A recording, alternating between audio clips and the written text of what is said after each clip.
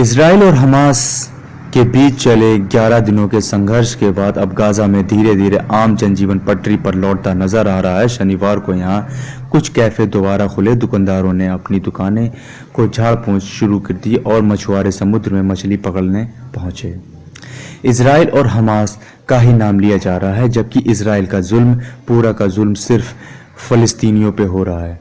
सारी उनकी ज़मीनों पर कब्जा किया जा रहा है, ना कि उनकी ज़मीनों पर कब्जा किया बल्कि उन्हें नेस्तनाबूद किया जा रहा है। वहीं गाजा में मानवीय सहायता भी पहुंचना शुरू हो गई है। अधिकारियों का कहना है कि हजारों फलस्तीनी अपने घरों को वापस लौटे हैं, लेकिन हमलों में हुए नुकसान की भरपाई से अभी सालों लग जाएंगे।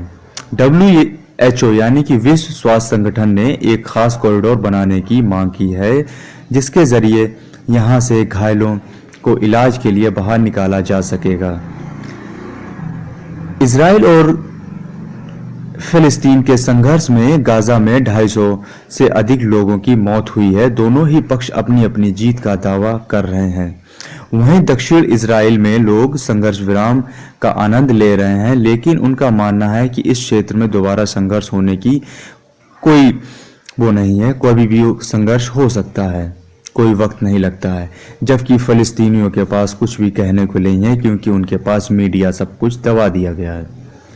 सिर्फ इसराइल एक पक्ष ही दिखाया जा रहा है कि आप ही पीड़ित हैं, जबकि दूसरे को तो बिल्कुल दबा दिया गया है। कोई भी सहायता भी बहुत दूर दूर नहीं उनके पास पहुंच पा रही है कि उन्हें दिखाया जाए, उनके वर्ल्ड प्लेटफॉर्म पर लाया जाए कि उन्हें क्या दिक्कत है, क्या नहीं है।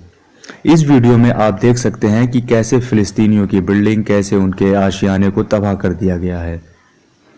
संयुक्त राष्ट्र समेत विभिन्न सहायता एजेंसियों के ट्रक अब गाजा पहुंचने शुरू हो गए हैं। इनमें दवाइयां, खाना, ईंधन शामिल है। इस मदद के आने के बाद इसराइल ने केरम शमेल क्रॉसिंग को खोल दिया है।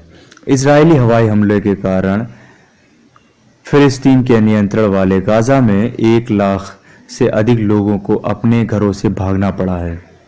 संयुक्त राष्ट्र की एजेंसी यूनिसेफ का कहना है कि इस इलाके के तकरीबन 8 लाख लोगों के पास पाइप से पानी तक पहुंच नहीं पा रहा है। फलस्तीनी अधिकारियों ने कहा है, पहले ही कोविड-19 महामारी से जूझ रहे गाजा को हवाई हमलों के बाद फिर से खड़ा करने में करोड़ों डॉलर खर्च हो जाएंगे। WHO की प्रवक्ता मार्गरेट हैरिस ने तुरंत दवाइयों और स्वास्थ्य कर्मियों की मांग की है। कहा है, इस इलाके के अस्पतालों में पहले से हजारों लोग मौजूद है। सवाल यह है, जब ये कोविड-19 फैला हुआ है, लोगों को इतना तड़पा कर मारा गया है, तो किस लिए इजराइल ने किया?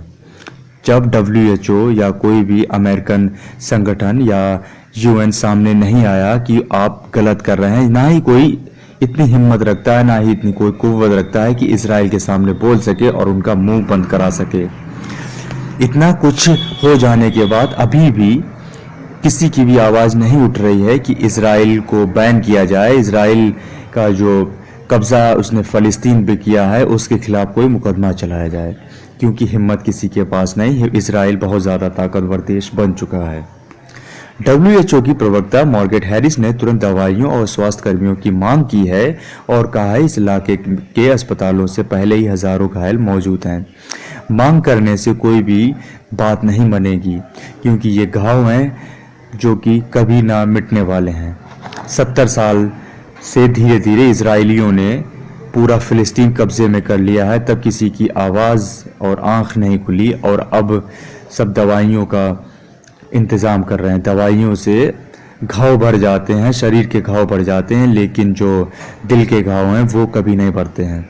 सालों से गाजा पर इसराइल और मिस्र की पाबंदी है और उनके ज़रिए ही लोग और सामान गाजा तक पहुंचा पाता है।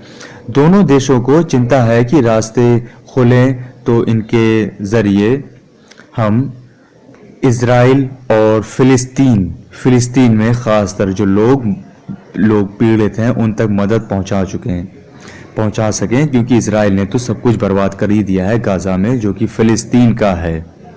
और फिलिस्तीन जो 70 साल पहले था, उस पे अब इसराइल ने पूरा कब्जा कर ही लिया है। नुकसान की भरपाई जो कि अब सालों तक नहीं होगी। फ़लस्तीनी शरणार्थियों की यूएन एजेंसी ने कहा है कि उसकी प्राथमिकता हज़ारों विस्थापित लोगों की पहचान करके उनकी मदद करना है और उनके लिए तुरंत 3.8 करोड़ डॉलर की मौजूदगी करनी है। गुरुवार को गाज़ा की हाउसिंग मिनिस्ट्री ने कहा है यहाँ पर 1800 हाउसिंग यूनिट रहने के लिए अनफिट हैं और 1000 नष्ट हो चुके हैं। रेड क्रॉस की इंटरनेशनल कमेटी ने मिडिल ईस्ट निदेशक फावरियाजो कार्बरेनी का कहना है 2 सप्ताह से भी कम में ये हुए नुकसान की भरपाई सालों तक नहीं बल्कि दशकों लग जाएंगे। बैत हनैन के नज़दीक में रहने वाले समीरा अब्दुल्ला नासिर का 2 मंजिल मकान धमाके में बर्बाद हो चुका है। उन्होंने समाचार एजेंसी रॉयटर्स से कहा है, हम अपने घरों से लौट आए हैं और हमारे पास बैठने के लिए जगह नहीं है, पानी नहीं है, बिजली नहीं है, बेड नहीं है, हमारे पास कुछ नहीं है। हम पूरी तरह से बर्बाद और तबाह हो चुके हैं।